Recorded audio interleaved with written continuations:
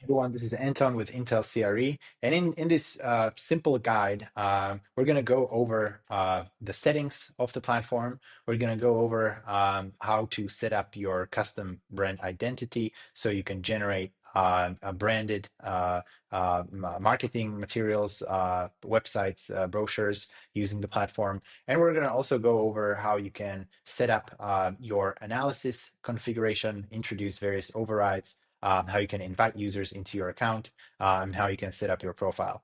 So let me begin with the profile setup. So you will find your profile at the bottom left side in the analysis, and clicking on your profile is going to open up the setting for your profile. So you can upload your headshot up here, your email, password, name, and contact information, including your email, broker's license, phone, and so on. Now let's look at the organization settings. So we're going to find the gear icon, and that gear icon is going to take us to the settings for the entire account. The first tab, organization, is where we can upload preferably a squared logo for our organization. We can edit or add our organization name. We can customize the branding, identity, and organization info down here. So editing the branding, here is where we can upload our logos. Property website logo will be used on the property website. Print logo will be used in all the materials such as brochures, flyers, OMs, and so on. We can even have an optional company claim. Below that is where we can set up our primary, secondary colors, as well as our preferred section background color. These are in hex code. So if you know your organization identity in a different color scheme, you can always use an online calculator to convert that into hex, and then use the hex codes here. There's also gradient, which has to do with the property flyer, because that's where we use gradient colors.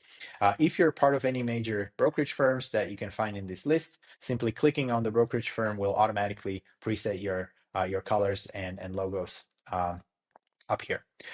Below, we have information for the organization, such as the address or the address of your office, website in the full form, and then we have our confidentiality and disclaimer agreements that we can customize in this section. Once we're done with the customization, we click Update Preferences to save this configuration.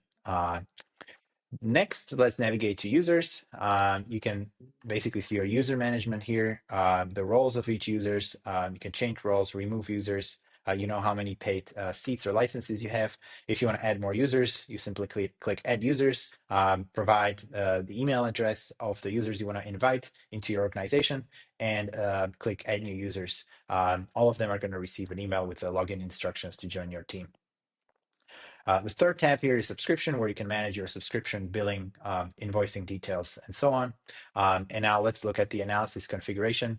This is where we can set up general, state, city-specific, or submarket-specific analysis configuration or overrides. So various assumptions that the platform pulls for things like vacancy, growth rates for rents, expenses, and so on. We can set overrides here for all those assumptions. This also includes overrides for property taxes, financing and loan terms, acquisition and sale assumptions, and so on. To add a city or state-specific override, we slide further down, and we add a state-specific or a city-specific overrides down here, meaning that every time we're running a deal through the platform, and the system detects that this deal is in a certain market for which we have overrides, is going to pull those overrides into the analysis form automatically for you and for the other members of your team. Now let's look at decision criteria. So decision criteria can be set up such that you can quickly screen deals, basically checking if they meet the decision criteria that we have configured here. Criteria such as target return metrics, and things like that. But we can also use cash to close, and we can also add any custom criteria if you will reach to our team for the criteria that you would need.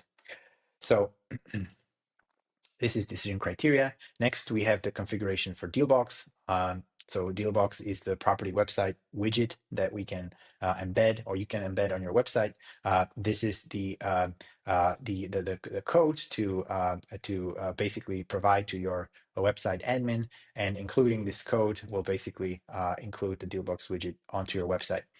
You can also use the Dealbox link. You don't need to have a website for that, but you simply include this link in an email communication, your email signature, or post on social media, and this link is going to drive the traffic to your Dealbox, and then subsequently any deals submitted through Dealbox are going to end up in your Dealbox part of the pipeline in properties in the platform. There's some basic Dealbox customization here.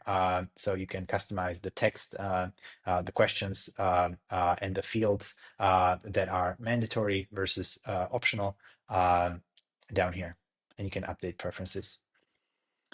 Then let's go to the marketing package tab here. You can choose to hide the IntellCRE branding, and you can customize your NDA.